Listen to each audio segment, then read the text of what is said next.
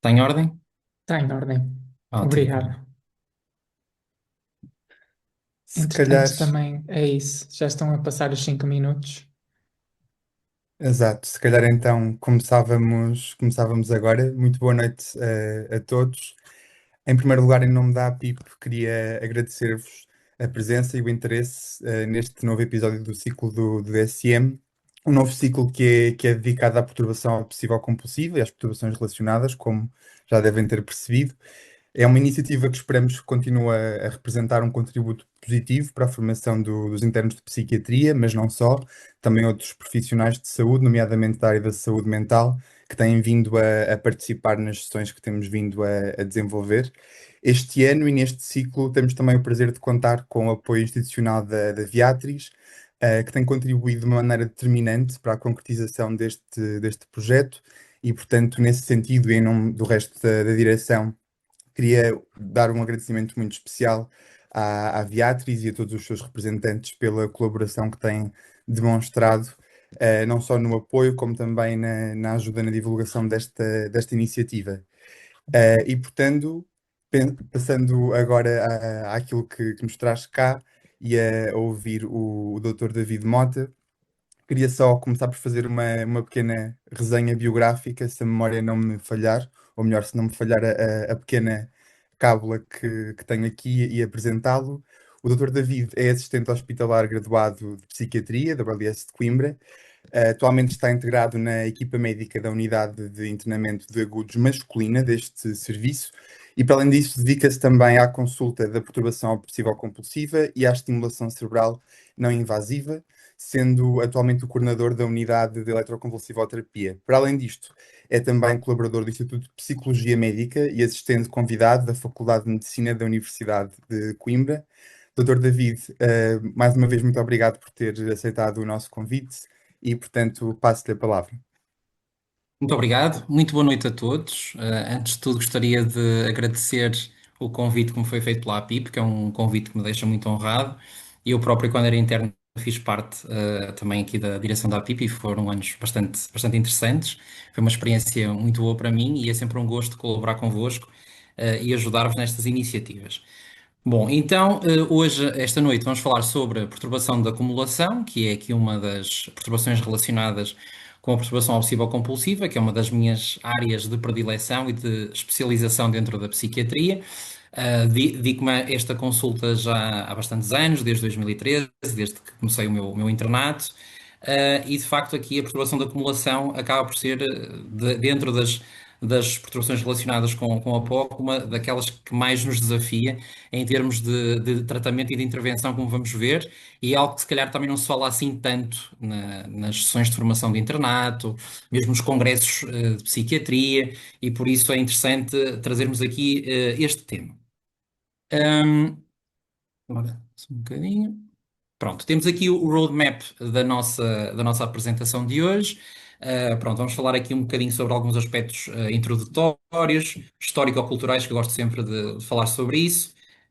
Falar aqui de alguns dados epidemiológicos, etiológicos e depois a parte mais importante, a parte mais clínica, diagnóstico, diferencial e a intervenção, a terapêutica, ou a evidência mais recente, no que toca à intervenção aqui na perturbação de acumulação. Começando aqui por aspectos introdutórios. Como eu já estive a dizer, a perturbação da acumulação faz parte aqui das perturbações do espectro obsessivo-compulsivo ou das perturbações relacionadas, e trata-se de um diagnóstico relativamente recente, ou pelo menos ganhou autonomia muito recentemente, porque durante muitos anos era considerado um subtipo da perturbação obsessiva-compulsiva, tal como outros subtipos, como a dúvida-verificação, ou a ordem-simetria. E só mais recentemente é que houve esta separação formal da POC com a DSM-5. A verdade é que é uma perturbação que surge muitas vezes em comorbilidade com a POC. Existem muitos doentes com POC que também apresentam sintomas de acumulação, fazem parte da constelação dos sintomas obsessivo-compulsivos e, portanto, os sintomas de acumulação podem, como vamos ver, surgir não só na POC, como também noutras patologias. Isto vai ser relevante depois para o diagnóstico diferencial. E assim, em duas penadas, aquilo que é mais importante nós dizermos é que existem assim dois sintomas quase como primários para definir a perturbação de acumulação. Existe a montante aqui uma dificuldade persistente em descartar objetos que o doente percepciona como sendo de grande valor ou como podendo vir a ter valor no futuro, muitas vezes associado também a uma aquisição excessiva desses mesmos objetos. Não tem que ser objetos numa determinada categoria, de um determinado tema. A maior parte das vezes até acabam por ser objetos de diferentes categorias, sem qualquer tipo de ligação entre eles e que se vão acumulando. E este é o segundo aspecto. Há uma acumulação desordenada, dos objetos no domicílio do doente, a ponto de inviabilizar a sua utilização. Ou seja, acontece aquilo que os ingleses chamam de clutter, que é uma acumulação desorganizada, um atulhamento de objetos dentro do domicílio que, para além de inviabilizar a utilização do mesmo, leva muitas vezes a uma situação que coloca em risco a segurança do doente. Existem vários termos que têm sido utilizados ao longo do tempo para designar a perturbação da acumulação. Muitas vezes é utilizada aqui a designação inglesa, o hoarding ou hoarding disorder, é muitas vezes a designação mais comum. No entanto, agora mais recentemente surgiu aqui um termo um bocadinho mais erudito, com raízes no grego, que é a silogomania, que significa literalmente aqui a mania de acumular coisas. Portanto, vem da raiz silogos, que significa acumulação em grego. Provavelmente vocês estão mais familiarizados aqui com este termo, o síndrome de Diógenes. O síndrome de Diógenes não é propriamente sinónimo de perturbação da acumulação, embora tenha que ver com acumulação enquanto sintoma. Foi descrito em 1976, num caso clínico descrito por um psiquiatra chamado Clark e os seus colaboradores, e aplica-se mais especificamente a uma acumulação no contexto de uma perturbação neurocognitiva, aquilo que antigamente se chamava uma acumulação senil, no contexto de uma demência senil, outro tipo de demência ou de perturbação neurocognitiva. E que normalmente está associado à disfunção frontal, é muito comum, por exemplo, nas demências frontotemporais. Recordo-me que um dos primeiros casos que eu vi, tanto aqui na minha carreira, foi logo no meu primeiro ano de internato, um síndrome de Diógenes com uma acumulação bastante grave de objetos em casa e com risco para a segurança da pessoa, no contexto de uma demência frontotemporal que foi diagnosticada após esse internamento, sendo que esta acumulação levou ao internamento dessa doente, mas no síndrome de Diógenes, lá está, para além de estar associado muito a esta parte de haver uma perturbação neurocognitiva associada, não é só questão da acumulação, mas também haver aqui uma negligência do autocuidado, da higiene, um isolamento social.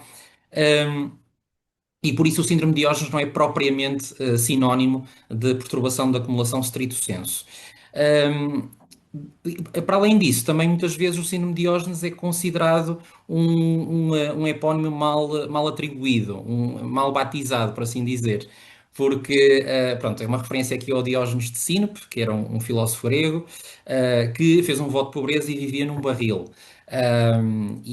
Portanto, o Diógenes original não acumulava objetos, até era um bocadinho o contrário. Ele vivia na pobreza, mas sem acumular coisas. Portanto, era um minimalista, não acumulava nada e até era uma pessoa até relativamente social. Ele ia muitas vezes à Ágora, à praça pública, discutir as suas visões, as suas perspectivas com outros filósofos. Portanto, esta designação tem sido assim um bocadinho contestada, por não ser assim muito correta, muito rigorosa.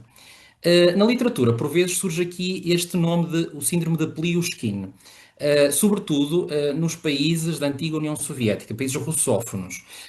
Isto porque Pliushkin é utilizado na língua russa para designar justamente uma pessoa que acumula coisas, um acumulador, um hoarder.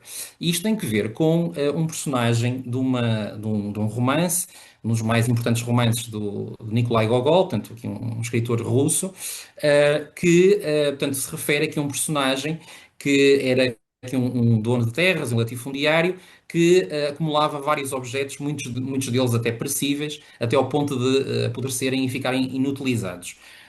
Inclusivamente até os trabalhadores deste Pliusquino até o alcunhavam de o pescador, porque ele apanhava tudo na rua, tudo que encontrava e acumulava em casa. E, portanto, muitas vezes surge aqui o termo de síndrome de Pliusquino como, tanto aqui uma designação equivalente de perturbação da acumulação. Por falar aqui em literatura e no síndrome de Pliushkin, nós muitas vezes conseguimos encontrar na literatura clássica muitas referências à psicopatologia e a síndromes que vieram a ser classificados e estudados pela psiquiatria, pelas neurociências mais tarde. Costuma-se dizer que a literatura acaba por ser aqui uma boa fonte de aprendizagem de psicopatologia antes de existir psicopatologia estudada e sistematizada nos livros de psicopatologia que nós hoje temos e estudamos. Existem aqui algumas referências bastante precoces, pessoas que tinham aqui comportamentos de acumulação. O Teofrasto, que era aqui um dos discípulos de Aristóteles, fazia referência ao homem avarento e ao homem da penúria. Ele gostava muito de escrever alterações do comportamento humano, usava aqui uma espécie de personagem tipo para descrever algum tipo de síndromes e, portanto, nestes dois personagens, o homem avarento e o homem da penúria, havia aqui, de facto, alguma referência já a comportamentos de acumulação. E, mais tarde, na obra Inferno, que veio aqui integrar a Divina Comédia de Dante, havia também aqui referência aos avarentos e aos pródigos, que eram ambos condenados ao inferno e que ficavam ambos condenados a lutar entre si para toda a eternidade e a acusarem-se mutuamente, uns de serem avarentos e outros de serem pródigos. Shakespeare também fez aqui referência à acumulação, na sua obra Coriolanus. Havia aqui um personagem que era o Caius Márcios, um general romano, que acumulava cereais enquanto o povo passava fome. Estes relatos, muito provavelmente, não têm que ver necessariamente com uma acumulação num contexto patológico, num contexto de doença. Seria mais aqui uma, uma acumulação num contexto mais de avareza, de ganância. Os primeiros relatos literários que muito provavelmente se associam mais aqui à acumulação enquanto perturbação psiquiátrica e que resultam provavelmente de casos que estes autores tiveram contacto no seu tempo, são estas duas obras que eu aqui trago. Portanto, o Primo Pons, do Honoré Balzac, que fala justamente aqui de um colecionador de arte que tinha uma grande coleção de objetos e que essa acumulação de objetos de arte se deveu ao facto de ele achar que ao acumular esses objetos podia fazer uma grande fortuna no futuro. Eles podiam valorizar mais tarde e por isso ele sentia necessidade de os colecionar o maior número de objetos de arte possível.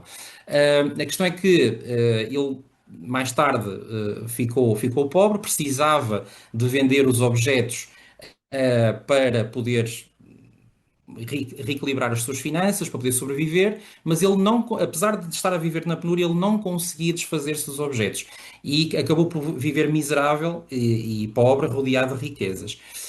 E portanto, isto pode de facto ser aqui uma referência já à acumulação patológica, em que há esta dificuldade da pessoa se descartar daquilo que vai guardando em casa.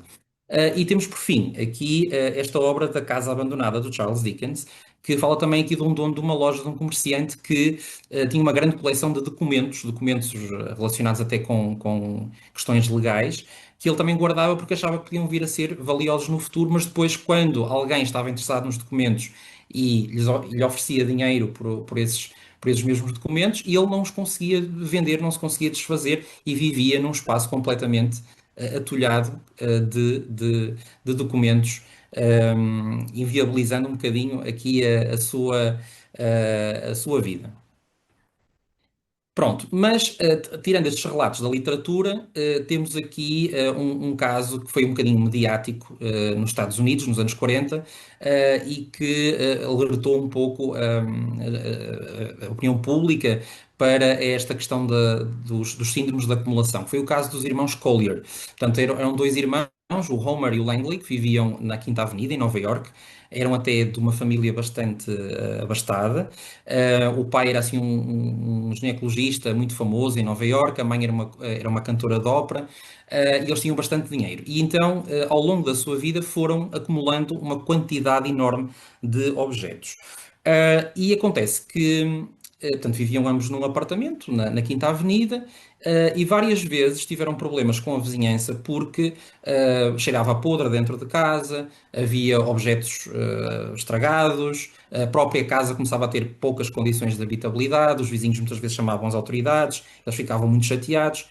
Até que, no início de 1947, estes dois irmãos deixaram de aparecer. Nunca mais ninguém os viu. E em março começou a cheirar mal havia um mau cheiro dentro da casa dos irmãos, e então os vizinhos chamaram as autoridades, que arrombaram a porta, e encontraram um cenário dantesco. Portanto, encontraram dois cadáveres já em avançado estado de composição, com sinais de desnutrição bastante graves. Um deles até tinha sinais de asfixia, muito provavelmente houve um objeto pesado que caiu em cima do cadáver e que o provocou asfixia. Do cadáver, não, do senhor que mais tarde se tornou cadáver. E, inclusivamente já havia aqui alguma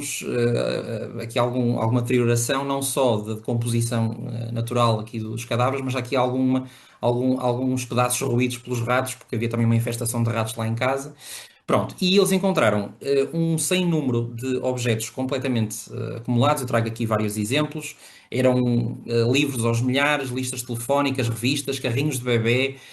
Havia cerca de 13 a 15 pianos dentro de casa, violinos, vários instrumentos musicais, ossos de animais de grande porte, uma máquina antiga de raio-x, órgãos humanos preservados em formol, provavelmente do pai, não é? Que era médico, vários caixotes, máquinas de costura, um sem número de tralha, não é?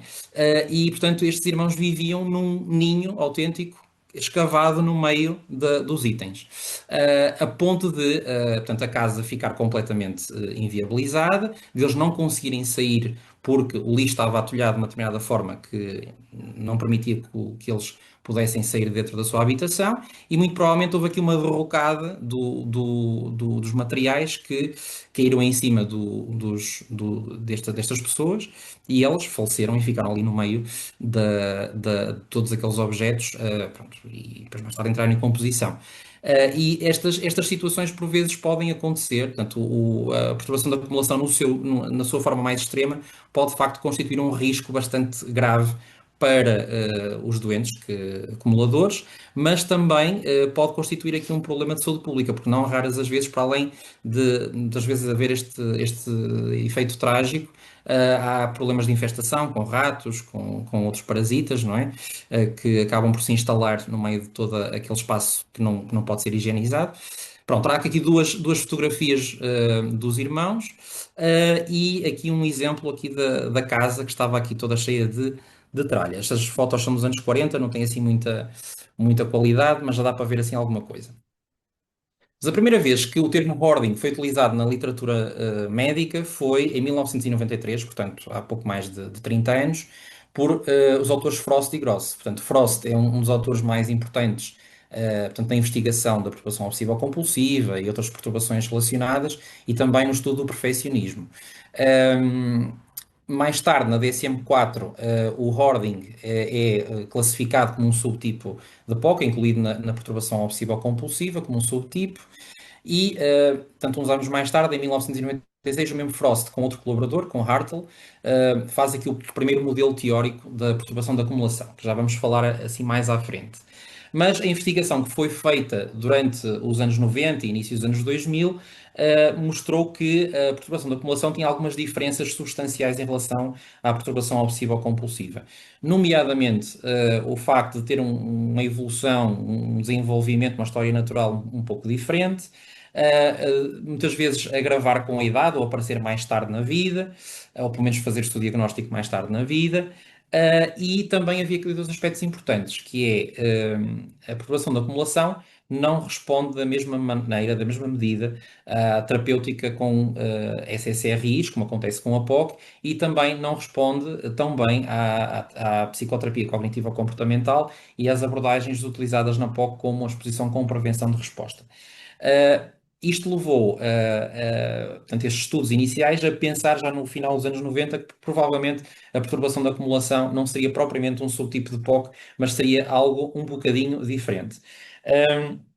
estudos genéticos que foram feitos mais tarde, nos anos 2000, também vieram a comprovar aqui algumas diferenças e por isso levou a que na edição seguinte da DSM, em 2013, fosse, portanto, a perturbação da acumulação fosse autonomizada da perturbação obsessiva compulsiva e passasse a representar uma entidade nosológica diferente, separada. Em 2013 também, como devem saber, houve também a autonomização da perturbação obsessiva compulsiva em relação às perturbações de ansiedade, portanto, deixou de ser uma perturbação de ansiedade e cria-se também aqui a secção das perturbações obsessivo compulsivas e relacionadas, onde naturalmente se inclui a perturbação da acumulação e outras perturbações, como a tricotilomania, o skin picking disorder e por aí fora. Temos aqui alguns exemplos de casas de hoarders, portanto, isto é uma casa típica de um acumulador. Portanto, temos aqui vários objetos de diferentes tipos amontoados numa divisão, numa sala, pelo que estou aqui a perceber. Os objetos são variados, não há propriamente aqui uma coerência, um denominador comum. Às vezes pode haver objetos repetidos, como por exemplo as televisões ou aquelas garrafas em cima da mesa. É muito típico haver esta desorganização na casa, mas se vocês repararem, os objetos estão mais ou menos todos à mostra, não é?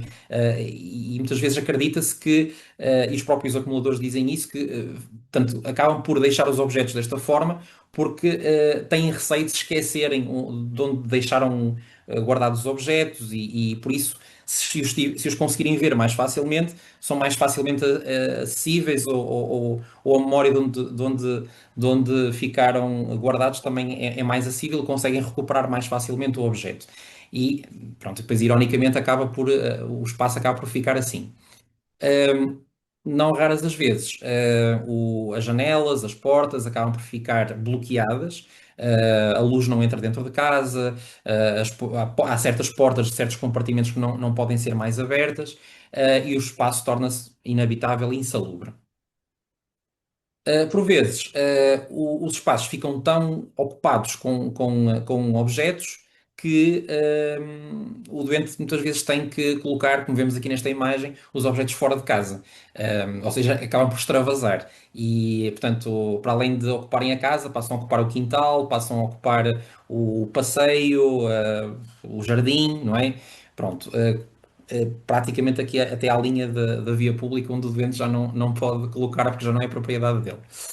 Ahm, Esta imagem contrasta absolutamente com tudo o resto que eu tive a mostrar anteriormente. E há quem descreva, assim, mais recentemente, uma espécie de subtipo de acumulação que é fenomenologicamente o oposto da perturbação da acumulação, que é uma espécie de síndrome de descartamento compulsivo, em que, ao invés da pessoa estar a acumular objetos e não se conseguir descartar deles, é exatamente o oposto. A pessoa sente uma necessidade compulsiva de se ver livre de objetos e, portanto, guardar objetos, por poucos que sejam, pode ser algo ansiogénico para o doente.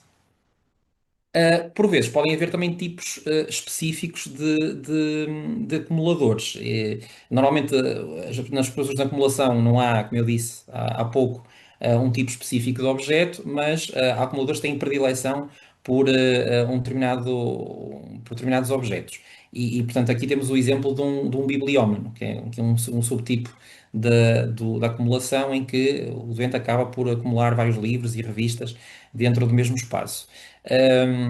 Alguns de nós podem ter aqui alguma tendência para acumular objetos desta natureza. Eu tenho alguma tendência, não julgo muito, porque eu tenho alguma tendência para acumular livros. Aliás, podem ver aqui por trás. Acho que não está assim muito mal, está relativamente organizado. Posso garantir, vocês não estão a ver, mas posso garantir que a sala onde eu estou está perfeitamente habitável e em boas condições de higiene. Consigo abrir ali a porta facilmente, portanto, não se preocupem comigo.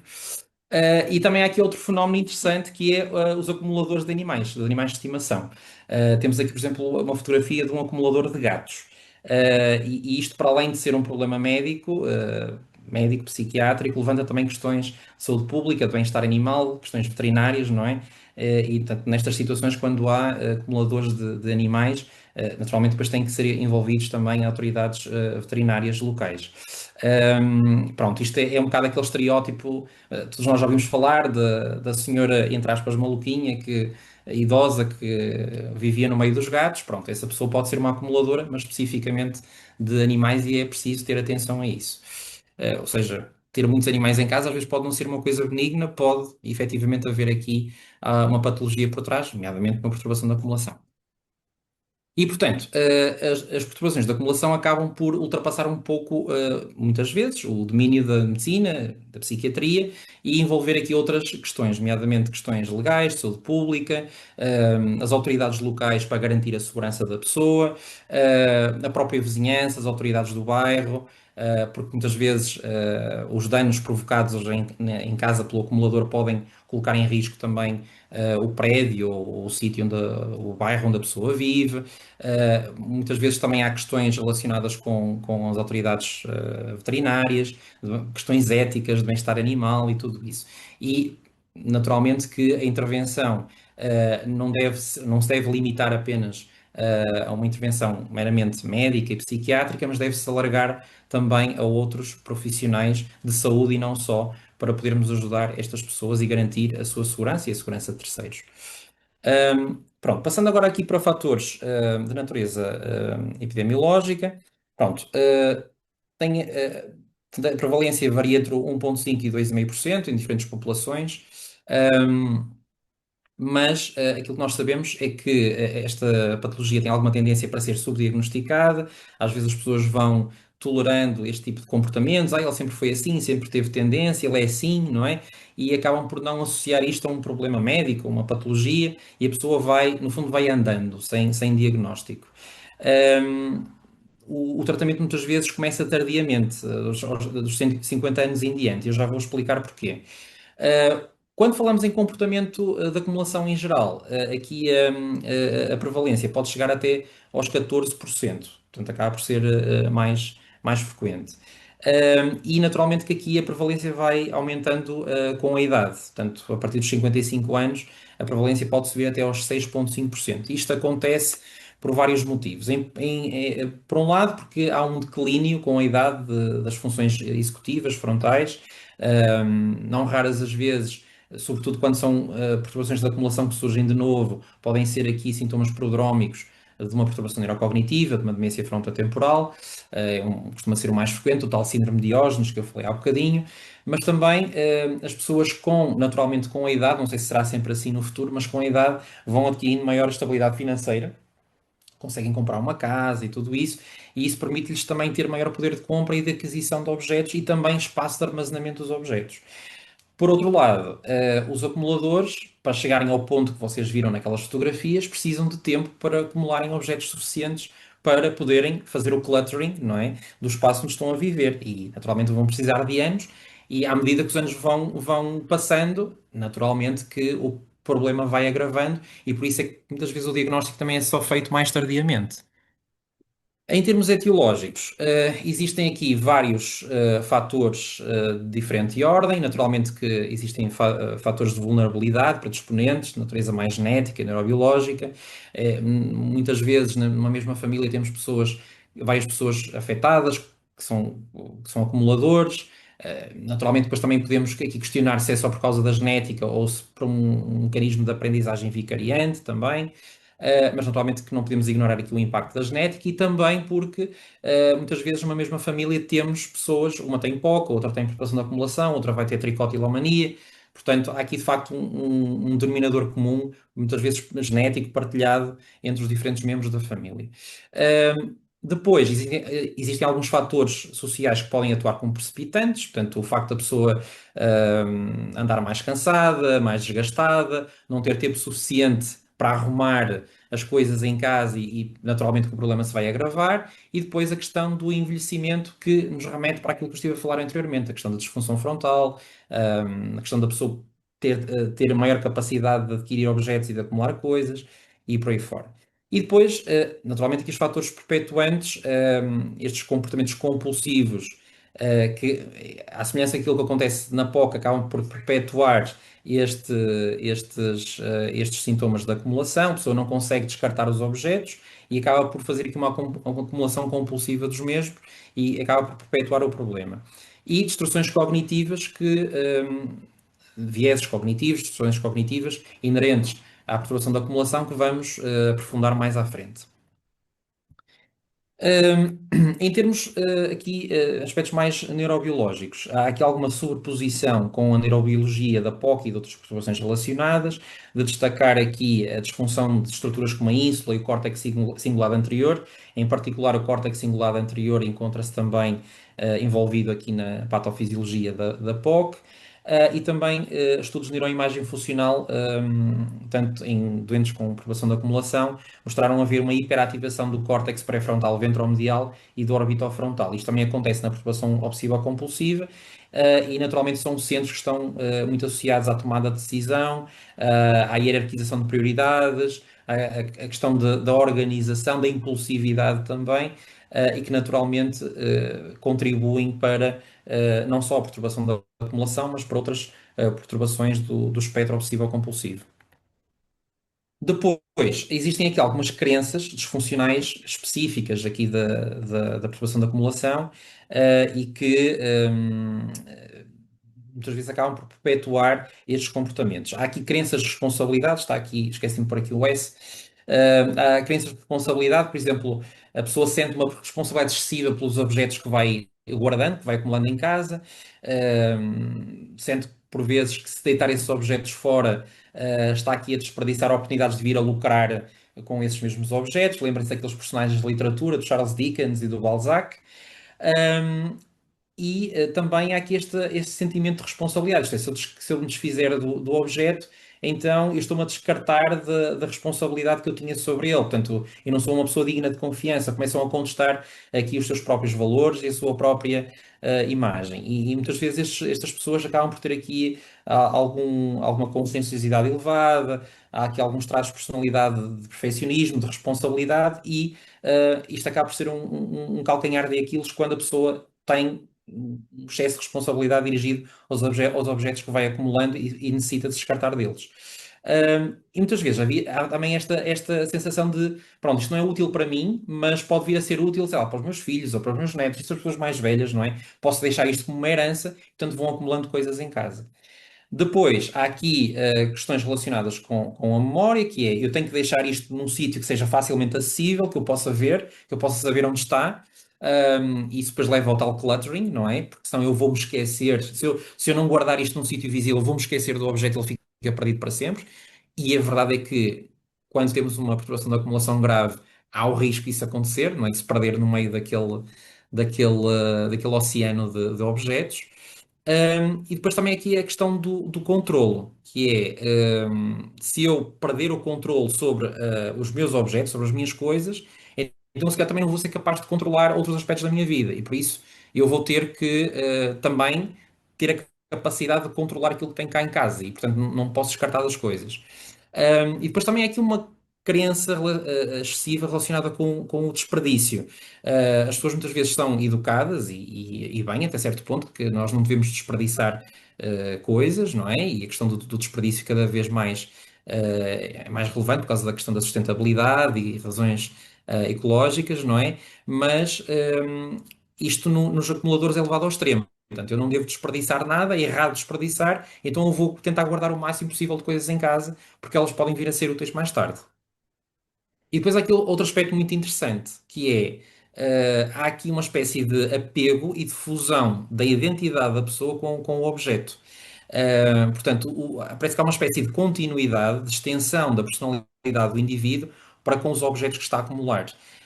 E isto muitas vezes acaba por ser um calcanhar daquilo quando a pessoa precisa de se ver livre dos objetos, que é do género, então, mas eu vou voltar a pôr isto de fora, mas isto faz parte de mim, isto de certa forma é quem eu sou, representa quem eu sou. Ou então, sei lá, os objetos podem representar recordações de uma determinada pessoa, de uma determinada fase da vida, não é? E então eu estar a descartar esses objetos significa eu estar a perder a ligação com essas pessoas ou com partes da minha vida em que eu fui particularmente feliz, estou a apagar memórias, estou a destruir recordações e, portanto, a pessoa tem resistência muitas vezes a descartar objetos por isso também. Estas crenças são muito comuns, acontecem em muitas pessoas, em várias pessoas e provavelmente se calhar até em todos nós até certo ponto. Eu falo por mim, há coisas que me custam um bocadinho, às vezes coisas que são completamente inúteis, custam um bocadinho descartar certos objetos. Mas aquilo que distingue uma pessoa com observação de acumulação de outras, de pessoas que têm um apego a um determinado tipo de objetos, a uma determinada categoria de objeto, a um objeto em particular, é isto, é que estas crenças são constantes, são muito frequentes, têm uma intensidade grande, às vezes a pessoa não consegue pensar noutras coisas que não acumular os objetos e guardar os objetos e garantir que eles ficam bem guardados.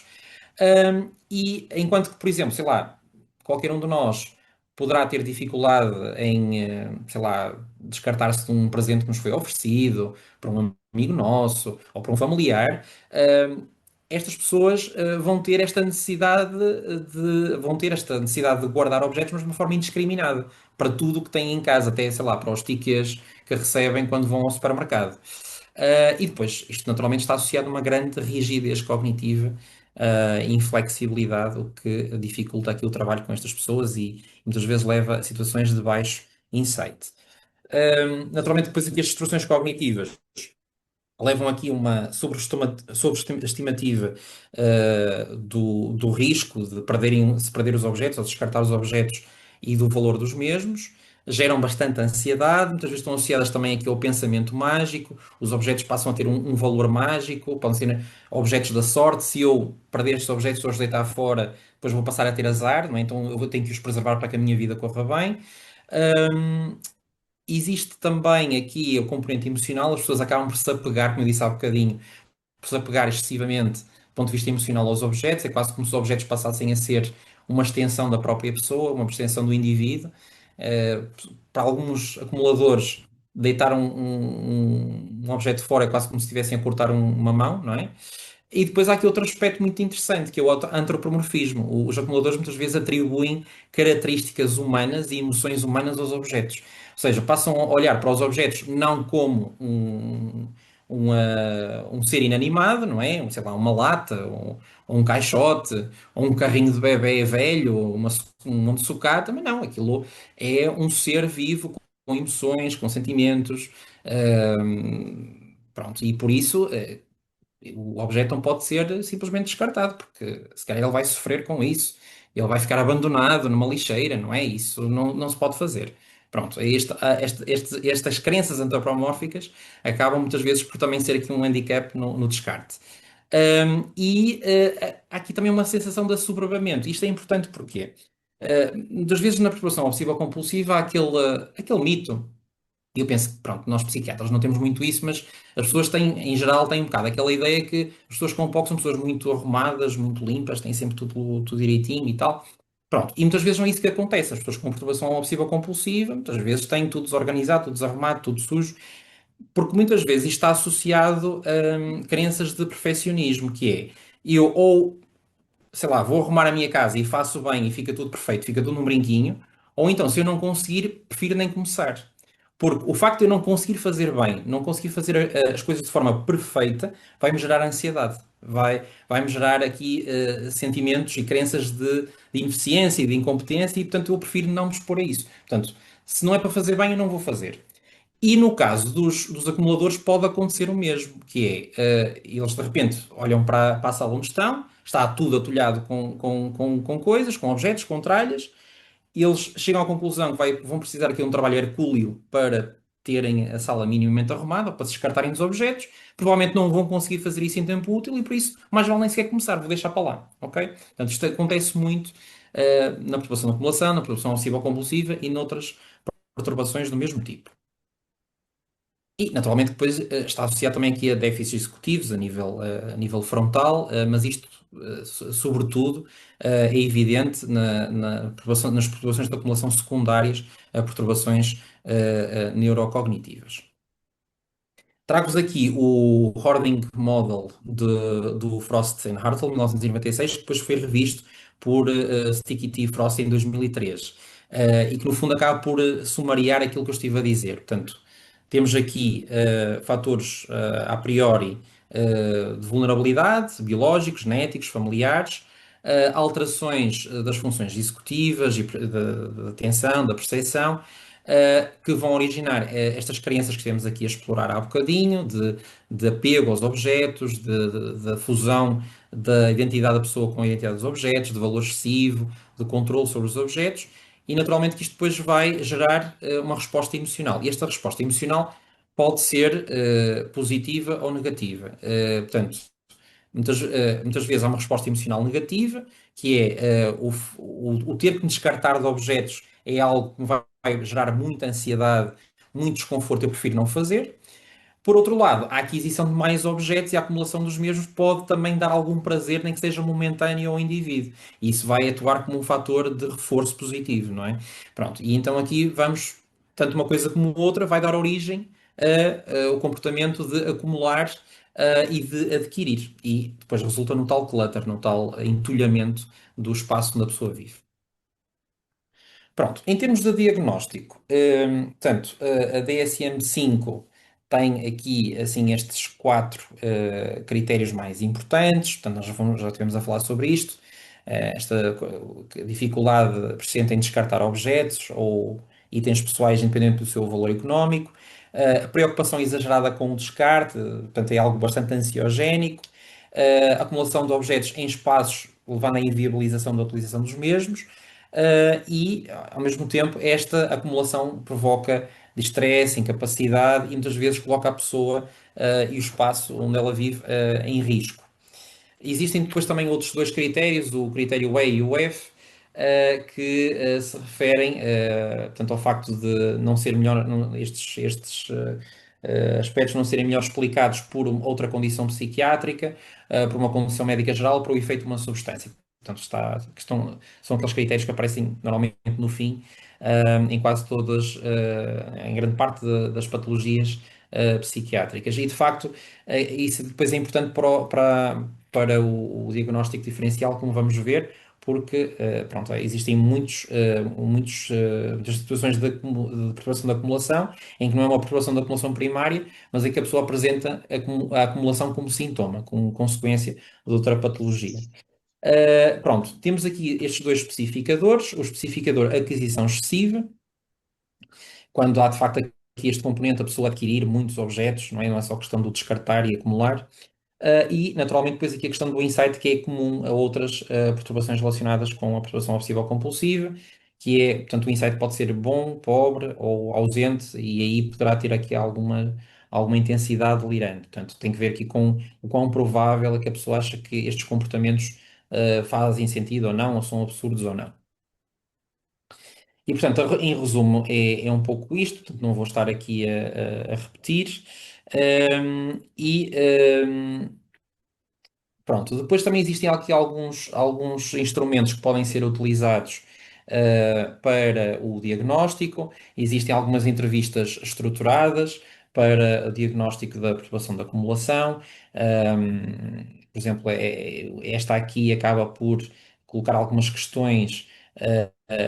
Tanto e reparem que as questões são todas muito, não são confrontativas, portanto, procuram apelar um bocadinho aqui a avaliar o insight do doente.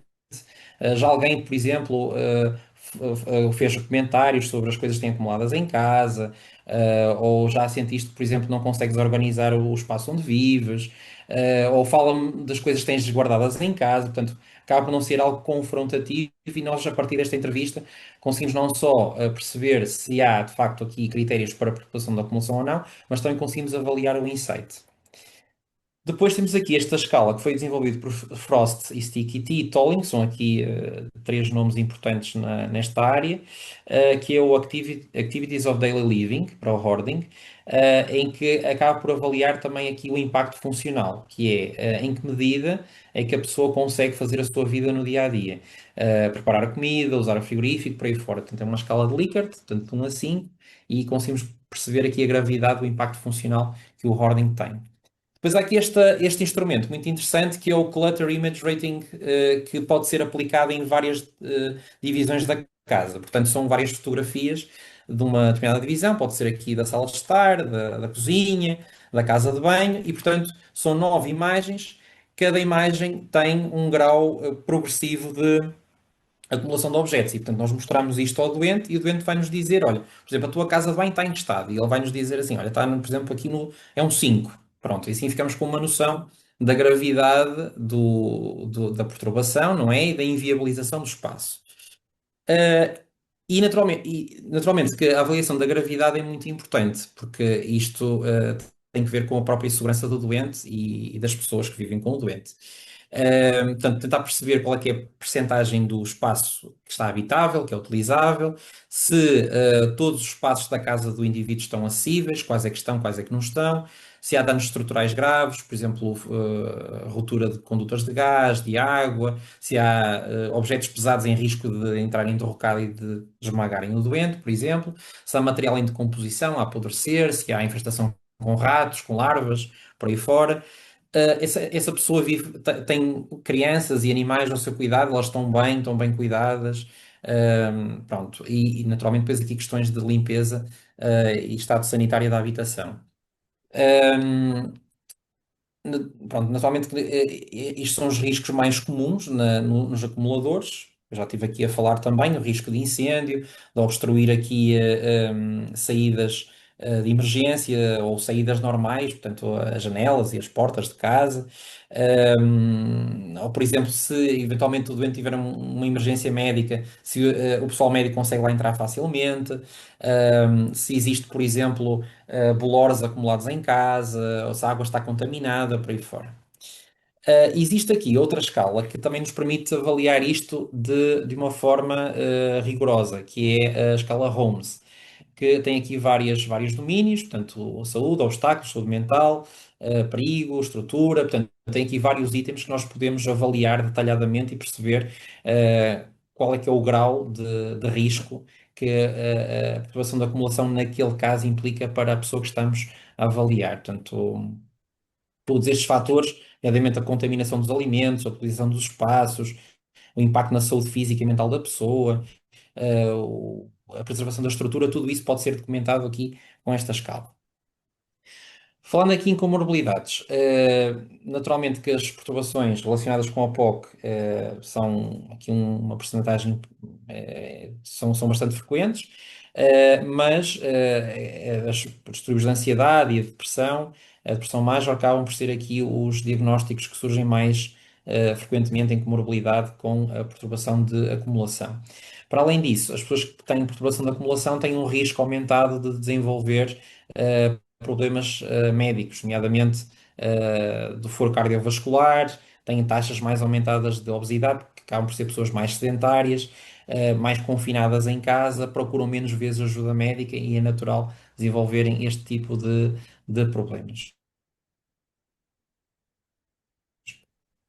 Em termos de diagnóstico diferencial, é importante, por exemplo, distinguirmos aquilo que é uma perturbação de acumulação daquilo que são comportamentos de acumulação não patológicos.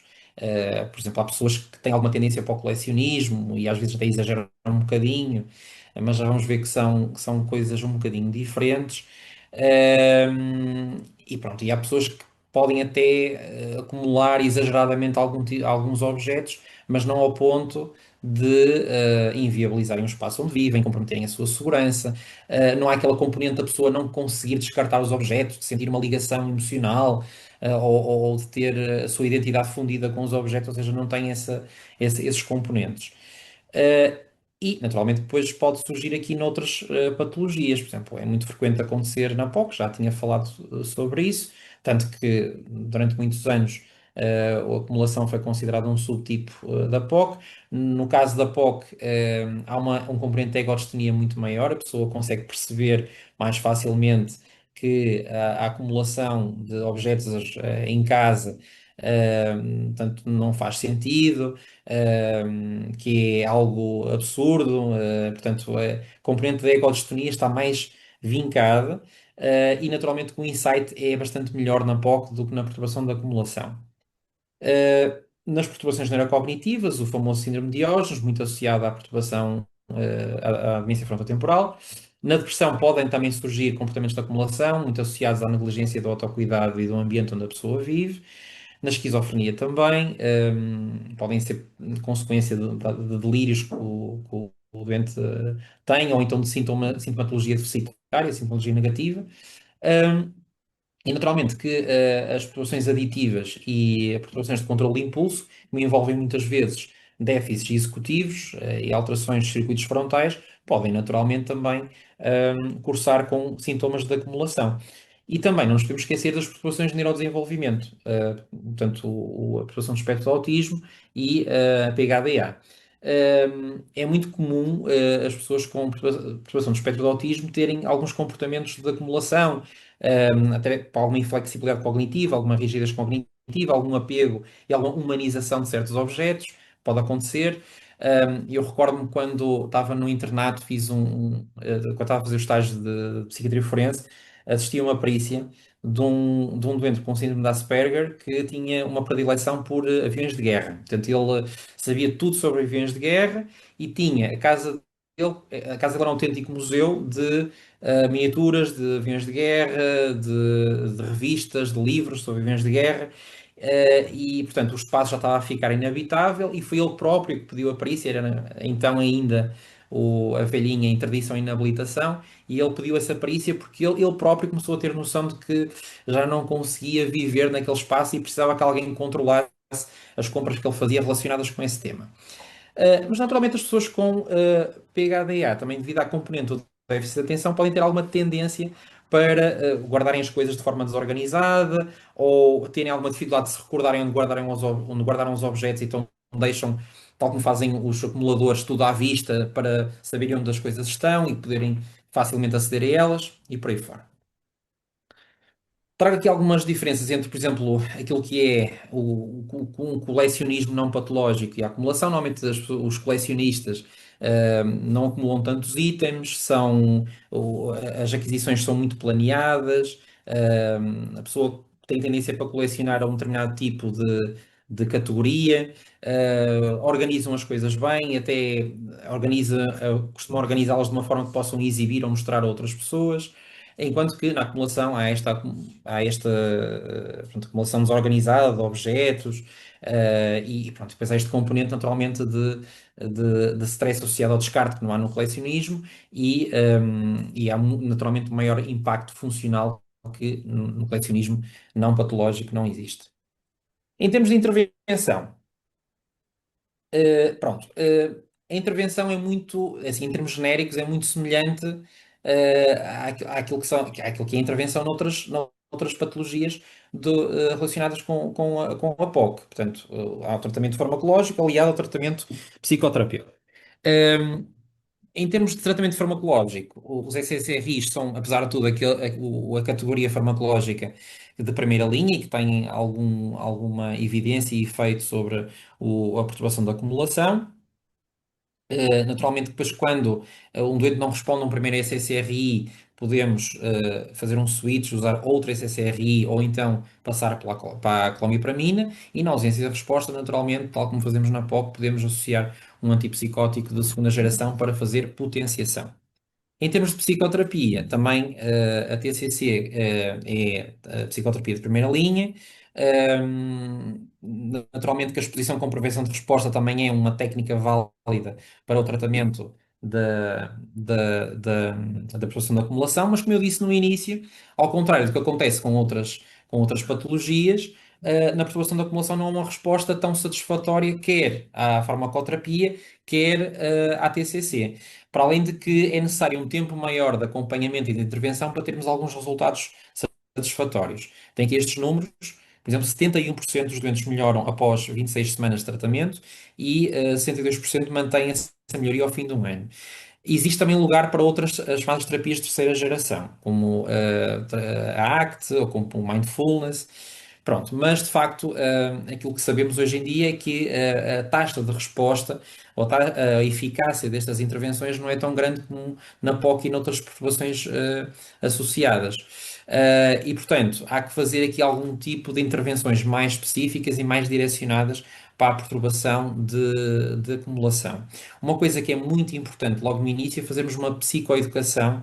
Aliás, a psicoeducação é importante em qualquer uma, e posso-vos dizer isso da minha experiência, qualquer uma das patologias deste espectro.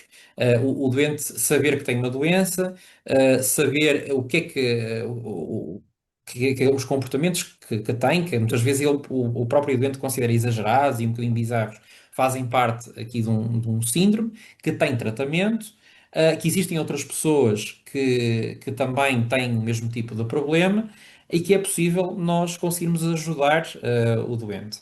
E isto acaba por ser muito importante para ele, porque para além de não se sentir sozinho, sente que há uma solução viável para o seu problema e isso é muito importante logo numa primeira abordagem, numa primeira consulta. E depois, naturalmente, que a intervenção terá que ser feita em várias vertentes, mas não implica apenas chegarmos sei lá, à casa do doente, aliás, não podemos fazer isso, chegarmos à casa do doente e começarmos a descartar objetos. Tem que haver todo um trabalho cognitivo intenso sobre as crenças funcionais que perpetuam estes comportamentos antes de avançarmos para essa parte mais comportamental. Um, os familiares, naturalmente, que podem e devem ser envolvidos no processo psicoterapêutico, isto também é válido para a POC e para outras patologias do mesmo espectro. Muitas vezes os doentes acabam por ter aqui pouca tolerância, os familiares dos doentes acabam por ter pouca tolerância com eles, acabam por utilizar aqui termos muito acusatórios, sei lá, de género, és um desorganizado, és um porco, tens isto tudo sujo, tudo desarrumado, não é? Isto acaba por gerar aqui animosidade, discussões entre a família, alguma reatividade por parte do doente e acaba por ser contraproducente. Ou seja, a pessoa, em vez de colaborar com o tratamento, vai muitas vezes até ter aqui um efeito de oposição e a pessoa, ao invés de colaborar, vai até recrudescer aqui um pouco nos seus comportamentos. E, portanto, é necessário nós também fazermos esta psicoeducação com os familiares, aconselhá-los a falarem abertamente do problema com os doentes, mas sem utilizar tons acusatórios, tentar compreender porque é que o doente acumula objetos, quais é que são as dificuldades que ele tem no descarte, porque é que ele não consegue descartar os objetos, e o facto do doente ser ouvido e validado pelos familiares pode ser aqui também uma ajuda importante. Outra coisa que devemos aconselhar é evitar aqui um voluntarismo por parte dos familiares, porque muitas vezes os familiares o que fazem é aproveitam e começam a deitar coisas fora. Ou então aproveitam o facto de não estar em casa para começar a arrumar tudo e a pôr as tralhas fora e tudo isso. E isto muitas vezes pode ter um efeito muito contraproducente. A pessoa chega a casa e, como eu disse há bocadinho, há uma conexão quase espiritual, identitária com os objetos. De repente a pessoa chega a casa e foi tudo colocado fora, tudo colocado ao lixo. Portanto, isto pode provocar uma reação até violenta no doente, não é? E pode deteriorar de facto aqui a relação familiar. E isto não vai ajudar o doente, mesmo que o doente não reaja de uma forma violenta, não se chateie com o familiar, ele vai voltar outra vez a acumular. Ou seja, se a parte da intervenção cognitiva não for feita, aliada a este descartamento que deve ser feito de uma forma faseada e com apoio de uma forma muito sistemática. Se isto não for feito desta maneira, naturalmente que o doente não está preparado e vai voltar na mesma a acumular tudo de novo. Ele pode ir buscar ou recuperar os objetos ao sítio onde foram colocados, ou pode voltar a comprar novos objetos e assim por diante. E, naturalmente, que os familiares podem ser aqui um aliado importante na prevenção de riscos e acidentes, não é? Portanto, estarem atentos, verificarem, por exemplo, se há sinais de infestação em casa, se a pessoa se está a alimentar corretamente, se consegue utilizar, lá está, o fogão, o frigorífico, e pronto, e naturalmente que se houver aqui uma situação de risco iminente, o familiar pode naturalmente tentar prevenir isso ou até chamar as autoridades evitando aqui uma tragédia maior. Pronto. Em termos de intervenção na acumulação, há aqui alguns pontos nucleares específicos. Uma coisa muito importante que se tem que fazer é esta motivação para a mudança comportamental, e aqui é importante nós aplicarmos os princípios de entrevista motivacional numa primeira abordagem e nas abordagens seguintes, porque a motivação para a mudança comportamental é fundamental na perturbação da acumulação. Muito também porque os doentes têm tendência a ter baixo insight e, portanto, é importante nós, portanto, não sermos confrontativos, não impormos aqui, tanto a nossa intervenção ao doente, mas fazer com que o doente perceba que tem um problema e que necessita de modificar esses hábitos, que pode ter uma vida melhor se modificar esses hábitos, e motivá-lo para isso. Pronto, depois, fazer aqui um treino de competências de organização, resolução de problemas, tomada de decisão. Já vamos ver isto mais à frente em pormenores. Depois, a exposição com prevenção de resposta pode passar por o doente ter que descartar objetos e experienciar a ansiedade provocada pelo descarte dos objetos e desensibilizar-se após experienciar essa ansiedade de forma repetida, mas também pode implicar, por exemplo, a pessoa ser exposta a objetos que normalmente iria adquirir e acumular em casa, mas sem o fazer. Um, e pronto, a nossa intervenção também pode ser útil no sentido de ajudar, guiar o doente a fazer uma descartagem, por assim dizer, racional, inteligente, sistematizada. Ou seja, se calhar, tal como fazemos na exposição com prevenção de resposta na POC, podemos, se calhar, começar por ajudar o doente a perceber quais é que são os objetos que seriam mais facilmente descartáveis para ele. E se calhar começar por esses, e pronto, e à medida que o doente se vai sentindo cada vez mais à vontade, cada vez mais capacitado, vamos progredindo, se calhar, para outros objetos que lhe poderão provocar mais ansiedade ao serem descartados. E pronto, depois naturalmente há aqui algumas estratégias cognitivas que podem trabalhar a questão do apego excessivo, as crenças disfuncionais de responsabilidade, as crenças identitárias relacionadas com os objetos e por aí fora. E algumas estratégias cognitivas são muito simples. Por exemplo, podemos pedir aos dentes para fazerem este exercício eles mesmos, que é pensarem num determinado objeto e questionarem-se: será que vale a pena eu estar a guardar este objeto? Ou será que vale a pena eu estar a adquirir este objeto? Eu consigo usá-lo no imediato? Ou é simplesmente para eu guardar lá em casa e me esquecer dele? Será que é um objeto que é estritamente necessário que eu preciso ter em casa? Ou até posso perfeitamente passar sem ele? Será que vale a pena eu estar a gastar espaço da minha casa para guardar isto? Ou esta quantidade de objetos? Será que eu vou precisar destes objetos todos? E no caso de eu decidir levar este objeto para casa e o guardar lá, quais é que são as vantagens e as desvantagens de eu o fazer? Ou seja, convidar os doentes a fazerem esta reflexão constantemente, e eles próprios chegarem a estas conclusões. Podemos também aqui aconselhar o doente a adotar regras para adquirir objetos. Pronto, e assim conseguimos limitar aqui alguma acumulação, algum input. E as regras podem ser muito simples. Eu vou adquirir um objeto quando posso efetivamente utilizá-lo, consigo ter tempo adequado para lidar com o objeto, é algo que eu consigo adquirir facilmente com o dinheiro que tenho, não me vou endividar, não vou estar aqui a pedir dinheiro emprestado para adquirir o objeto, e tenho um espaço adequado em casa para o guardar. Depois, outra coisa que podemos fazer é definir com o doente categorias. A categoria para guardar e descartar. Portanto, os objetos que são para guardar, portanto, o doente deve definir um espaço apropriado em casa para o fazer. Quando o objeto é para descartar, então ele deve definir para onde é que ele vai. Para o lixo, para a reciclagem, para vender, pode colocá-lo numa plataforma online para o vender, ou então doar a alguém que precise.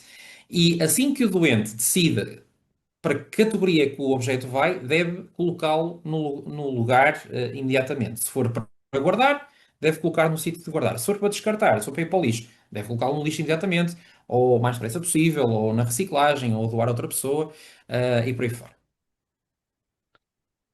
Depois, há aqui outras intervenções de reestruturação cognitiva que podem abordar estes pontos. O precisar versus querer, ou a questão do valor, a questão do desperdício e, naturalmente, depois aqui a intervenção associada à exposição com prevenção de resposta.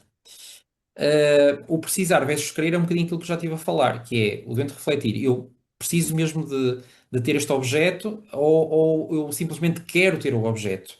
E, portanto, se eu preciso para quê? De que maneira que eu preciso? Qual é que é a utilidade que o objeto vai ter? Vou conseguir ter tempo para lidar com o objeto? Pronto, e só se eu efetivamente precisar do objeto é que eu devo adquirir. Não devo adquirir simplesmente porque me apetece ou porque tenho uma necessidade irresistível de o adquirir. ok? Ahm, o doente também fazer esta reflexão. Se eu não tiver este objeto, qual é que é o pior que me pode acontecer? A minha vida vai mudar assim tanto? É algo que é indispensável para a minha vida, para o meu trabalho, para as minhas poupanças? Vou lucrar assim tanto por estar a guardar este objeto? E também ele está a perceber se está a guardar o objeto por razões emocionais e se sim, se faz sentido estar a fazê-lo. Vamos imaginar que o doente guarda os menus de restaurante com o qual, nos sítios onde esteve, onde se reuniu com os amigos da faculdade durante o curso todo. Será que isso faz assim tanto sentido, ele estar a fazer isso? Se calhar não faz assim muito sentido, se calhar é muito mais importante ele manter relações sociais com os amigos da faculdade.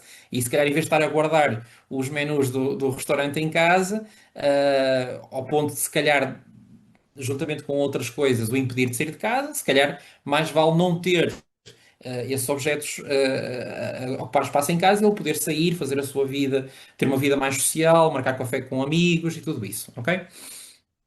Pronto, depois a questão do valor. Devendo questionar-se isto é assim tão valioso, que valor é que as outras pessoas atribuiriam a este objeto? Será que este objeto não faz mais falta a outra pessoa? Então, nesse caso, cara, eu poderia doá-lo, não é? Outra coisa importante, a questão do valor do tempo. Portanto, o meu tempo é valioso, o meu tempo é limitado. Será que vale a pena eu estar a gastar tempo a adquirir objetos, arranjar formas de os organizar em casa? Se calhar não vale assim tanto tempo, tanto tempo da minha vida, não é? Um, Outro aspecto importante, se eu estiver a acumular objetos em casa, que áreas da minha vida é que vão ficar prejudicadas? Será que vale assim tanto a pena? Ok? Um, Pronto, e depois a questão do desperdício. As pessoas com perturbação de acumulação sentem que desperdiçar é errado e, portanto, o acumular é uma forma de evitar o desperdício. No entanto, há estas questões que nós podemos colocar, que é, muitas vezes, os doentes acabam por provocar uma pilha de lixo em casa. Criar pilhas de lixo em casa não é desperdiçar na realidade. Ou acumular coisas ao ponto de elas se estragarem e se tornarem inutilizadas. Não é desperdiçar também. Acumular coisas sem as poder utilizar. Também não é uma forma de desperdiçar. Portanto, a acumulação de objetos de uma forma irracional acaba por ser uma ilusão de que não estamos a desperdiçar, mas na realidade estamos. E, portanto, lá está, este confrontamento, este trabalho constante pode ajudar, de facto, o doente a pensar de outra forma e ficar mais preparado para depois fazer o descarte mais facilmente. Depois, estratégias de exposição com prevenção de resposta são aqui um bocadinho sui generis. Para além da questão de a pessoa descartar os objetos e habituar-se a experienciar a ansiedade relacionada com os mesmos, pode fazer estas chamadas excursões de não aquisição de materiais, de itens. Por exemplo, conduzir até um mercado, um sítio onde se compram coisas, e não sair do carro e não comprar nada. Depois pode fazer uma coisa mais à frente, que é passar a pé por um local de venda, por um mercado, por uma feira, mas não compra nada. E depois, né, pode fazer uma coisa mais à frente ainda, que é, por exemplo, ir a um supermercado ou ir a uma feira, pegar nos objetos, olhar para eles, mas depois voltar a devolvê-los, a colocá-los no sítio e não os comprar, ok? E, naturalmente, isto vai ser bastante ansiogénico, mas o objetivo é esse, é a pessoa sentir essa ansiedade relacionada com o ter o objeto, mas não o adquirir e eh, progressivamente ir se sensibilizando em relação a essa ansiedade provocada pela não aquisição do objeto ou pelo não descarte do objeto. Isso vai levar progressivamente a uma redução da saliência e uma extinção deste tipo de comportamento. Agora, naturalmente que a TCC na perturbação da acumulação pode ser complicada, mais do que noutras situações, que, para além da questão de não haver uma resposta tão satisfatória, o tratamento é mais moroso, é mais custoso, é necessário haver treino de profissionais que estejam habituados a lidar com este tipo de doentes. Pronto, é um tipo de patologia que não é assim tão frequente e por isso, se calhar, também não há assim tantas pessoas treinadas nisto. Uh, Estas intervenções, por exemplo, a exposição com preferência de resposta, muitas vezes implicam tempo, recursos logísticos complicados, haver profissionais que tenham horário, por exemplo, para ir à casa dos doentes, ajudá-los no descarte dos objetos, acompanhá-los nas excursões de não aquisição e muitas vezes não há disponibilidade para isso, sobretudo no SNS. E, por falar em SNS, se o tratamento for feito fora do SNS é muito custoso e não é acessível, se calhar, à grande maioria das pessoas. E, nesse sentido, foram desenvolvidas algumas alternativas interessantes, que naturalmente não são tão eficazes, mas que podem ser alternativas QAB eficazes. Eu achei isto muito interessante. Em 2013, quando surgiu aqui a autonomia da perturbação da acumulação, estes senhores, o Tollin, o Frost e o Sticky T, publicaram este livro chamado Buried in Treasures. Foi publicado pela Oxford University Press. E é um manual de autoajuda, mas escrito pelas autoridades nesta área, a nível mundial, e que, no fundo, é uma espécie de um manual do it yourself. Portanto, ele é um manual que explica ao doente em linguagem acessível o que é a perturbação da acumulação e quais é que são as estratégias cognitivas e comportamentais que ele próprio pode aplicar no seu dia a dia autonomamente para começar a fazer aqui o tratamento. É um livro que também pode ser utilizado para treinar trabalhadores peer support, que cada vez agora se fala mais nas intervenções comunitárias, e também para fazer treino de membros da família. Naturalmente que tem aqui uma linguagem um bocadinho mais informal, mas por isso até pode ser um bocadinho mais acessível. Mas pronto, naturalmente que não tem tanta eficácia como a terapia cognitivo comportamental mais formal. E por falar aqui em grupos peer support, penso que em Portugal ainda não existe, mas noutros países já começam a aparecer pessoas que já passaram, os chamados peers, não é? Que já passaram pela experiência, neste caso de serem acumuladores e que ultrapassaram essa mesma experiência e que vão ajudar outros doentes, não só através da partilha da sua experiência, mas também que um trabalho de guia, de aconselhamento no dia a dia, a pessoa a implementar estas estratégias nós estivemos aqui a falar, nomeadamente aqui a questão do descarte e da exposição com prevenção de resposta. Estes peers muitas vezes são treinados inicialmente por clínicos, por psiquiatras e psicólogos, podem fazer o trabalho autonomamente, mas muitas das vezes aquilo que é aconselhado é fazerem em cooperação com um profissional de saúde mental, com um clínico, com um psiquiatra, com um psicólogo. Naturalmente, por vezes pode haver aqui uma dificuldade em encontrar peers idóneos, não é? Mas existem países, os Estados Unidos, Canadá, na Alemanha, na Escandinávia, já começa a haver alguns tratamentos de peer support. Inclusivamente existem algumas associações como os acumuladores anónimos, que usam aqui uma estratégia um pouco parecida com os alcoólicos anónimos e que de facto, tem vindo aqui a ser uma ferramenta muito importante para o tratamento destas condições. Pronto, há aqui alguns conselhos que podem ser dados aos peers, mas que também podem ser aplicados a nós enquanto terapeutas. Pronto, estas questões nós já sabemos, a questão da escuta ativa, da empatia na relação com o doente, de ser aqui um aspecto central. Um, Portanto, o peer, ou então o terapeuta, deve ter aqui uma linguagem não julgadora, tolerante, deve apenas, por exemplo, tocar nas coisas do doente com adequada autorização. Portanto, não deve ele próprio tomar a iniciativa e começar a descartar as coisas que ele acha que deve estar a descartar. Portanto, a decisão, o doente é sempre soberano e, portanto, a decisão deve ser sempre feita pelo doente, ou seja, o peer vai simplesmente ajudar aqui na tomada de decisão, não na decisão propriamente dita. E, portanto, é um pouco isso. Portanto, o peer serve para ajudar na tomada de decisões, para ajudar no descarte, às vezes mesmo na parte logística disso, a carregar as coisas que às vezes são muito pesadas para o lixo, a dar reforço positivo, dar suporte emocional e, naturalmente, que não se deve fazer coisas como tomar as decisões pelo doente, discutir com o doente sobre o que é que deve ser descartado ou não, isso deve ser uma decisão tomada por ele. Achar que ele sabe melhor que o doente o que é que deve ser feito ou que sabe como é que o doente se sente e por isso ele vai tomar as decisões pelo doente. Portanto, os peers devem ser educados nesse sentido, mas nós, terapeutas, também, psiquiatras ou psicólogos, também devemos ter estas noções, porque muitas vezes acabamos por cometer os mesmos erros. E pronto, e era um bocadinho isto que eu tinha para dizer. Pronto, espero não ter ultrapassado demasiado o tempo. Pronto, agora estou aberto a questões, dúvidas que tenho. É exatamente. Muito obrigado, Dr. David. O tempo foi exatamente aquilo que estávamos à espera, mais ou menos uma hora, mas agora abrimos às questões. Entretanto, tínhamos aqui uma primeira no chat. Não sei se está a ler, mas é Consigo acima de tudo. ver. Se há algum livro semelhante em português que eu conheça, não. E eu, por acaso, acho que eu só conheço a versão inglesa do livro, mas eu até posso pesquisar melhor a ver se já existe uma tradução em português. mas que eu saiba até agora só há essa edição em inglês.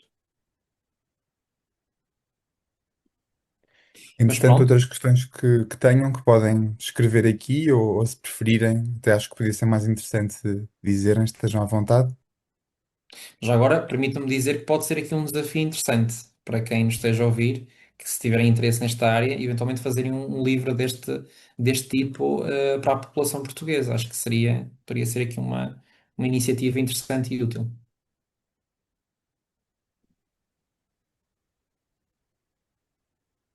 Eu creio que sim.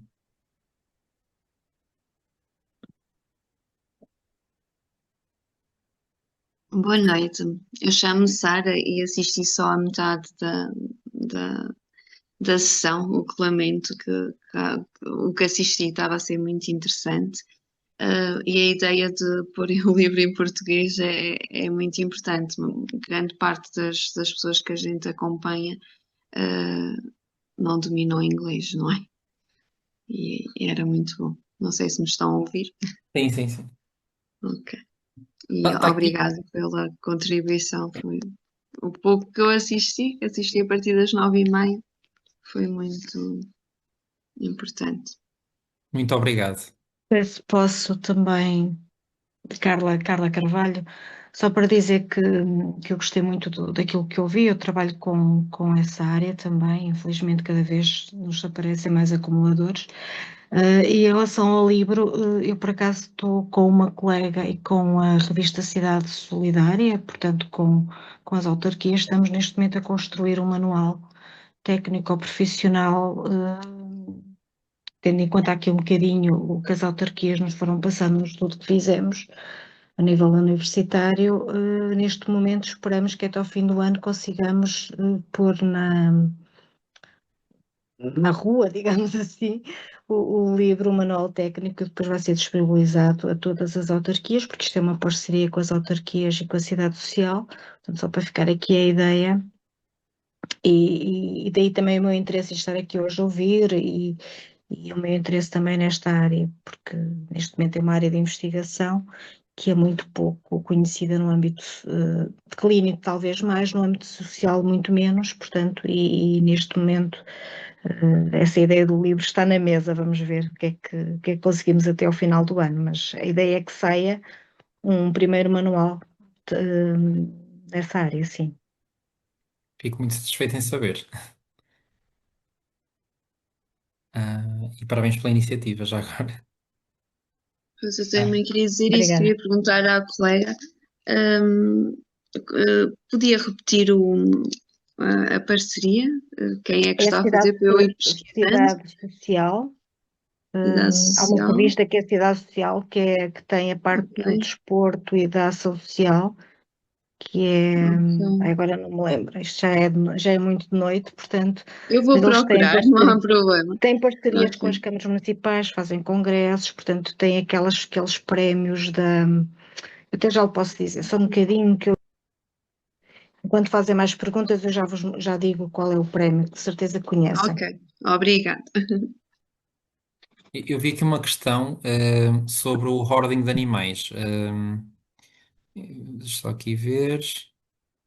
Que era uma vez num congresso nacional, um veterinário falou-nos do caso de acumuladores de animais. É frequente? Qual é o racional?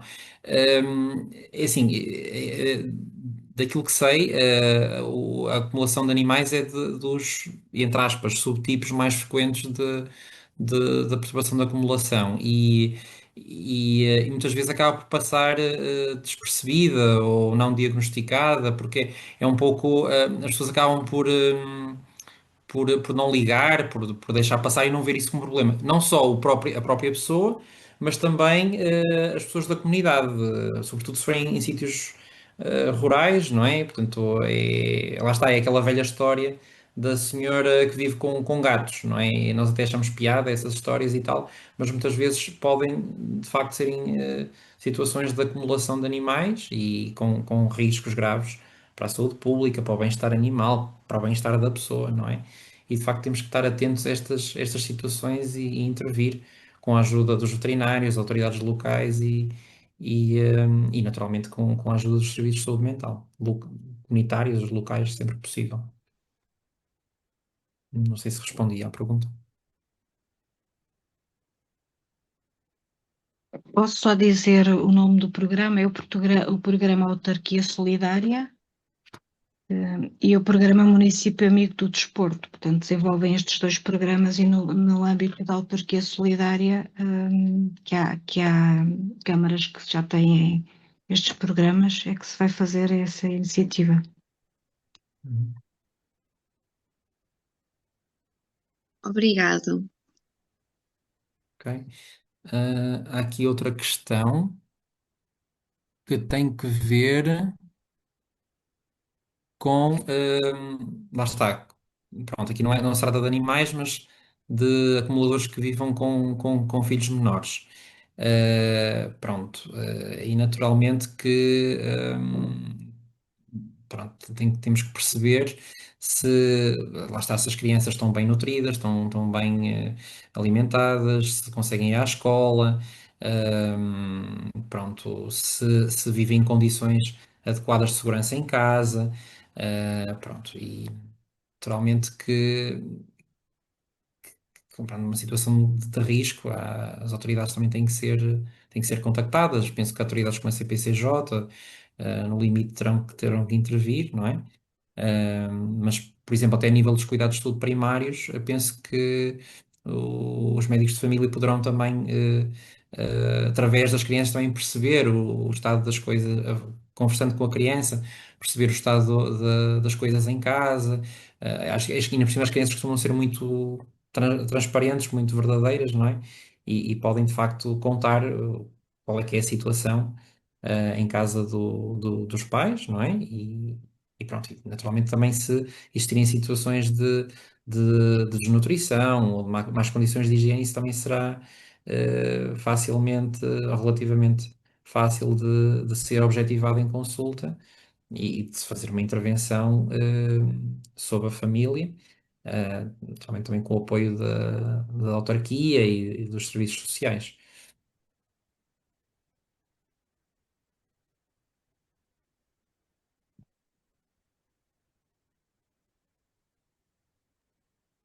Entretanto, não sei se temos aqui mais questões sobre outros assuntos. Se mais alguém quiser colocar alguma questão. Boa noite. Eu se calhar vou só aqui fazer uma partilha, aproveitar aqui a temática. Portanto, eu sou assistente social, e intervenho no projeto do município, portanto, são aqui situações que são sinalizadas de insalubridade no domicílio. E, portanto, na maioria, não é, deparamos com pessoas com esta perturbação da acumulação, não é? Seja de objetos, seja de animais. Portanto, encontramos uma panóplia de situações, não é, de grande vulnerabilidade social, clínica.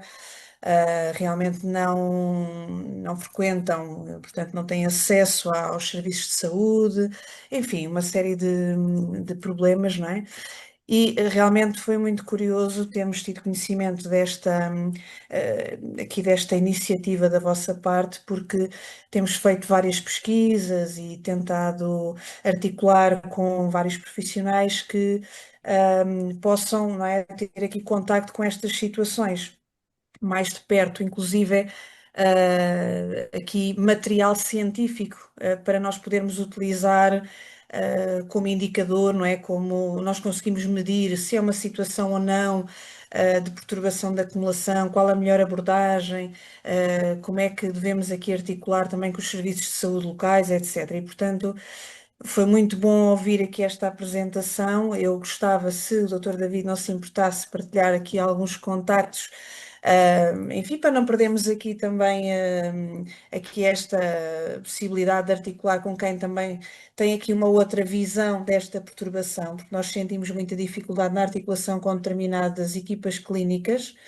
porque não, no fundo, não dão aqui grande ênfase, não é? Como é que eu hei daqui dizer? Portanto, nós quando vamos à consulta com estas pessoas sentimos que muitas das vezes não atribuem aqui a melhor terapêutica, acabam por desvalorizar aqui um bocadinho esta perturbação,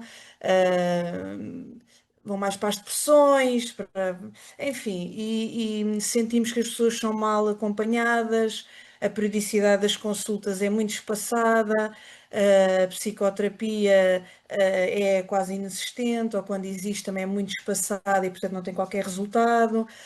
E acabamos nós, os técnicos, que, portanto, no meu caso, nós somos uma equipa de 5 pessoas, temos 2 elementos do município, e depois temos outras 3, que sou eu, assistente social, temos uma psicometricista e outra profissional da área da psicologia, exatamente para tentar corresponder da melhor forma possível a estes casos, não é? Dando aqui um acompanhamento muito próximo, semanal, muito em contexto domiciliário, pronto, e sabemos que realmente não é nada fácil trabalhar com estas situações, até porque por norma não são eles que pedem a nossa ajuda. Portanto, isto acaba por vir de sinalizações de vizinhos, enfim, pedido de limpezas coercivas, etc. E, portanto,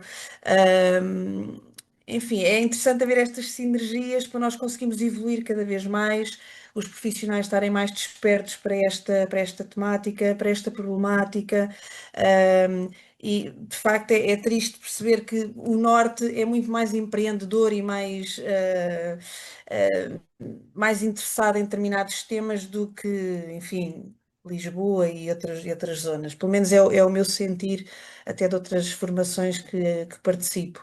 Mas pronto, no fundo era acho que só esta partilha. Uhum. Gostava de conhecer aqui, pronto, alguns projetos ou também contactos da vossa Claro, zona que nos possa beneficiar para sim. podermos evoluir Muito também obrigado, aqui na... Silvia.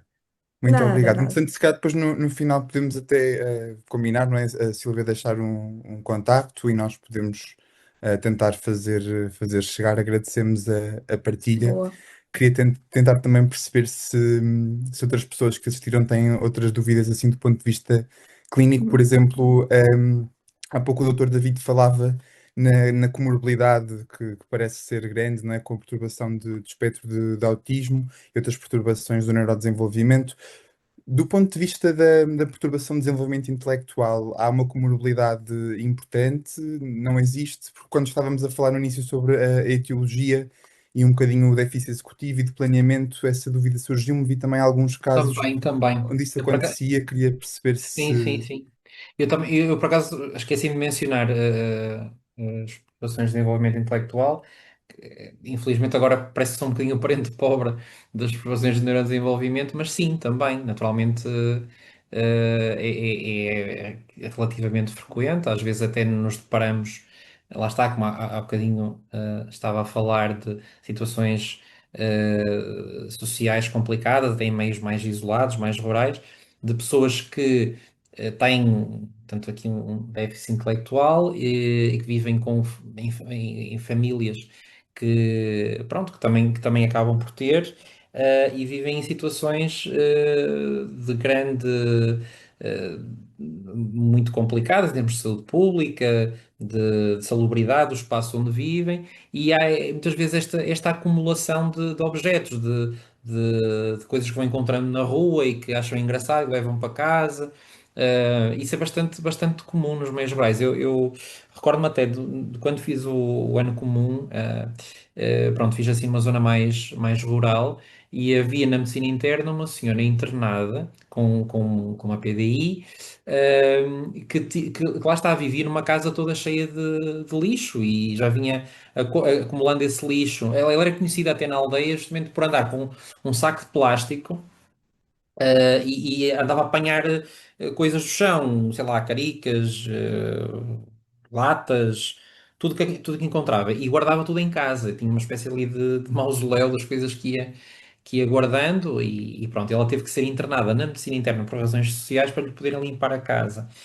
E ela até nem queria que isso acontecesse. Mas pronto, é um exemplo, mas existem vários outros e que lá está, e que muitas vezes, como não há muita awareness para este tipo de condição, sobretudo se calhar até em meios mais rurais, isto acaba por ser tolerado, não é?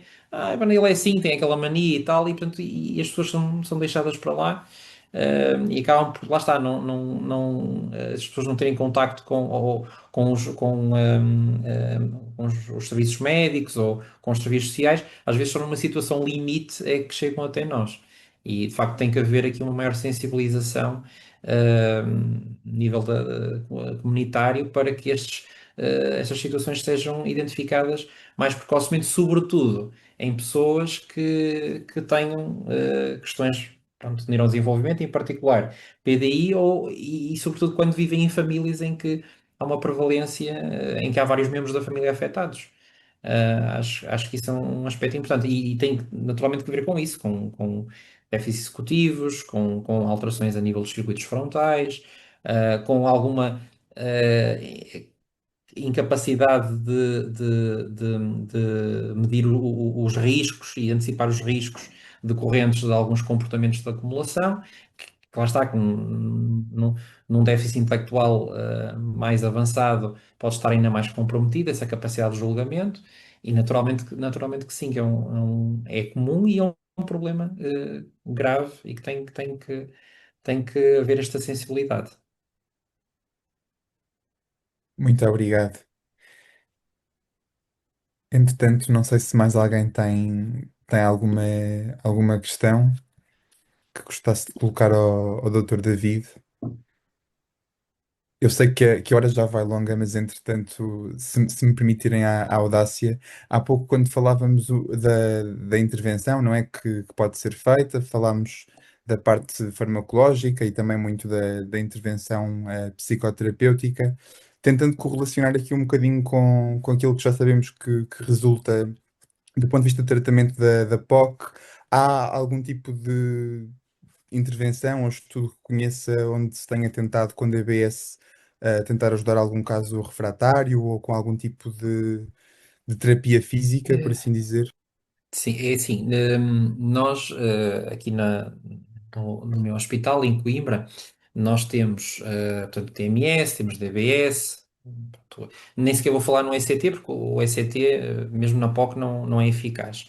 Mas nós costumamos considerar, por exemplo, a DBS, consideramos como critério de exclusão a perturbação da acumulação, porque os estudos, a evidência que existe até agora demonstra que a DBS não é eficaz no tratamento da perturbação da acumulação. Ou seja, nós aqui em Coimbra fazemos a DBS para a POC, para a POC refratária. E, portanto, se houver uma POC com sintomas de acumulação, ou seja, já nem sequer falamos da perturbação da acumulação propriamente dita, mas se houver POC com sintomas de acumulação, é um critério de exclusão, porque a evidência existente até agora diz-nos isso, que não, pronto, que há que não, são abordagens que não são muito eficazes e por isso não tem indicação nos casos de sintomas de acumulação. Certo. Interessante. Muito obrigado. É uma pena. Sim, pois ajudava bastante, não é? Entretanto, já algumas pessoas foram partilhando aqui também contactos e algumas informações interessantes. Em, não sei se mais alguém tem alguma questão.